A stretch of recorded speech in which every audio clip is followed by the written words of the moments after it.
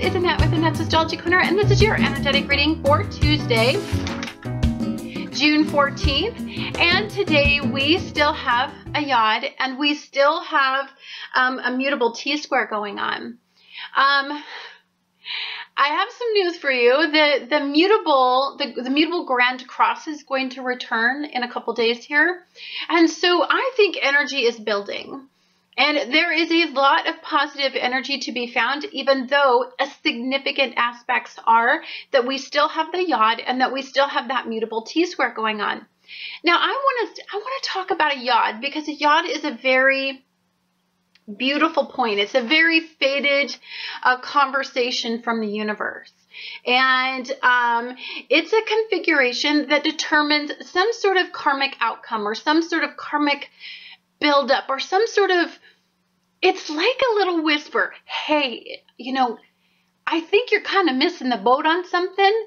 So I'm going to whisper in your ear. I'm going to put a little question in your head, and I'm going to get the wheels turning in the right direction. Now we have Mercury in Gemini right now. We have the Sun in Gemini, and we have Venus in Gemini. So this is all about getting the wheels turning in our lives. It's all about turning everything up. It's all about intensifying everything. It's about taking a look at the pros and cons and the dualities in our situations. It's very highly, highly stimulating energy for some of you caught in a supreme form of vibration. You know, this energy is an area in our life, this yod, where there's something we need to perfect. There's something that we're missing that we need to identify. Right? And so the universe goes, over here, dude, don't go down that road. Like, there is a freaking sinkhole. Like, and you can't turn around your car. And so you're going to have to walk your ass back 20 miles. Like, I wouldn't do it.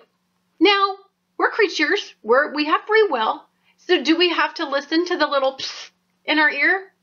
Nope. Nope, we don't have to. So then we're going to fall into all the old negative.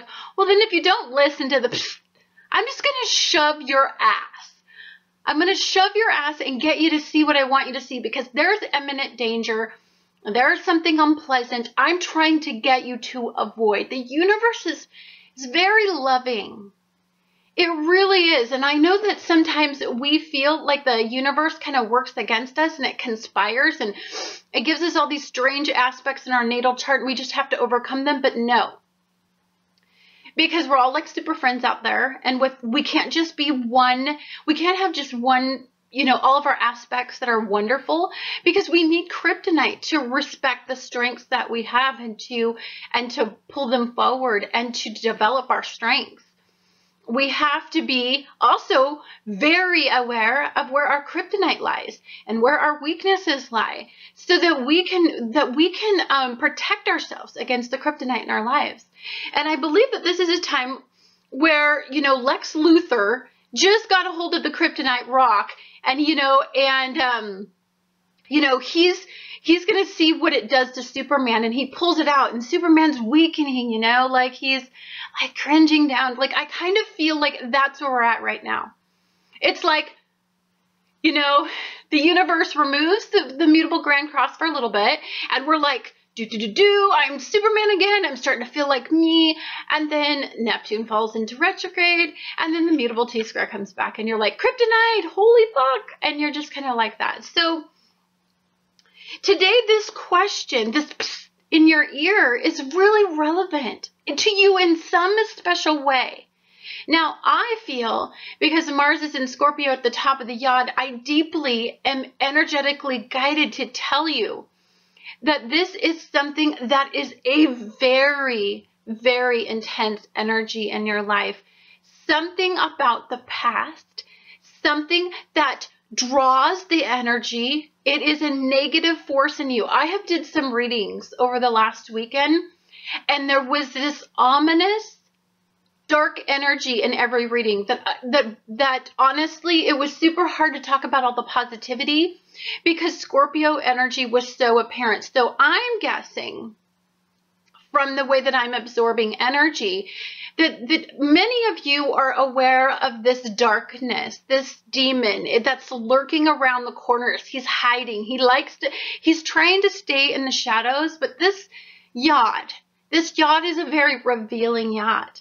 And this yod is going to try to get you to deeply identify with making changes, radical changes if necessary, making decisions. I mean, this is freeing, liberating your mind from situations that no longer serve you.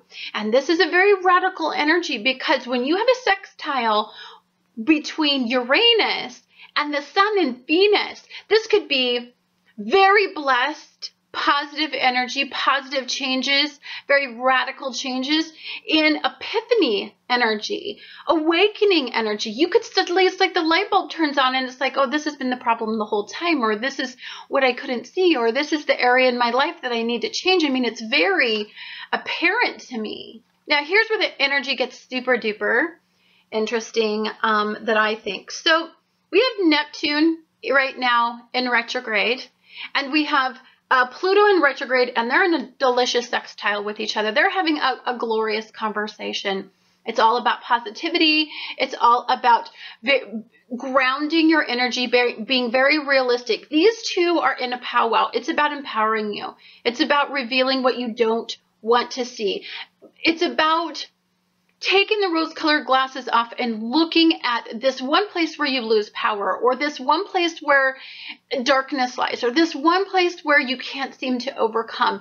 And then there's Pluto. Pluto rises you from the ashes. It empowers you. It is the phoenix rising. I keep talking, everybody keeps saying that, and I think it's an excellent metaphor for what's happening. I mean, we're rising in the midst of some extreme adversity. For some of us, we're surprised on how strong we are when these weaknesses used to take us down, and we're starting to become very apparent that these weaknesses no longer have the same power, and there's a very intense energy in that.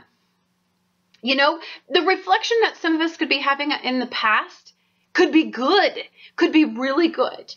It also could be a Mars-based reflection, so it could be really negative, and it could be like that quincunx. It's like, well, if you keep going in that direction, it's going to intensify your situations. But if you keep going, if you go in the right direction towards sextiles and glorious energy and harmony and, you know, resolution, I think that Uranian energy is just the most ultimate resolution. At the base of the yod is a resolution to your problem. And the base of the yod, you've got Uranus and Aries speaking in a sweet harmony with Venus and the Sun. So this has to do with what your desires and relationships. Relationships are key right now. They're talking to you. Significant bonds and unions have something to say. Good or bad, negative or positive, they are karmic. They are singing the song that you need to hear. Now, many of you are trying to resist this mindset. Many of you are trying to, you want to turn a blind eye, because what's being revealed to you is like you've been sitting in a dark room for so long, and you open, and somebody comes into that dark room and opens all the windows and opens the doors, and it hurts your eyes, right? It hurts to see. Some of you, what you're seeing, it hurts to see. And there is a lot of remorse. Neptune in a very low vibration caught in this mutable T-square, honey, is mental sensitivity. And I'm going to put that in that's about the lightest way that I could put it. It has to do with, you know, mental asylums, institutions, mental instability, emptiness, darkness, unconscious, thoughts being brought forth, escaping, denying, avoiding. That could be what some of you are trying to do in the mutable T-square, is that you don't want to see. You don't want to see what you have to do, because what you have to do is make some changes. And for some of you, the changes that you're being guided to make are big. They are scary, right? They're really scary. And I've seen in every reading lately, and I know that's because I'm super into Scorpio energy, because Neptune for me is in Scorpio. It's in my 6th house, so you can imagine There are times in energy where I see very dark things in people, and I see the darkness, and right now I'm not seeing it as dark like you can't change it like I've seen before. I see it like there's darkness, but oh my gosh, if you just do this and this and this, Gemini, this and this and this, we can change all this stuff, and we can make it, we can empower you, and we can do really positive things. And I'm super optimistic because you know what? If you just desired enough, you can just do anything. That's very Gemini, Sun, Venus conjunction, all the good, all the harmony, all nothing but pure positivity. But you got to put in the work. You've got to put in the due diligence. You've got to open your eyes. You've got to see. You've got to look. And your eyes hurt right now, right? The darkness is being revealed. And you're having to kind of like squint a little bit. And you're like, oh, it's so hard to see what I want to see. I want to avoid. I'm going to close my eyes again because it hurts. And then you're going to kind of like, it's going to be revealed again. And you're going to want to open your eyes. But it's like, oh, no. I'm not ready to open. We're in this really squinty period. And I think what's going to open up our eyes a little bit bigger and allow more of this light energy to come into our lives is when we hit that mutable, that second mutable T-square, because that's reinforcement of momentum. Negative energy is momentum. It's a push. It's an energetic push to push you towards something better, something more deserving, something more fulfilling, something profitable, something enlightening, something that allows you to get really enthusiastic about the possibilities. And Gemini energy can go all day if it has just a glimmer of hope. Thank you for watching Annette's Astrology Corner, and I look forward to talking to you guys again tomorrow.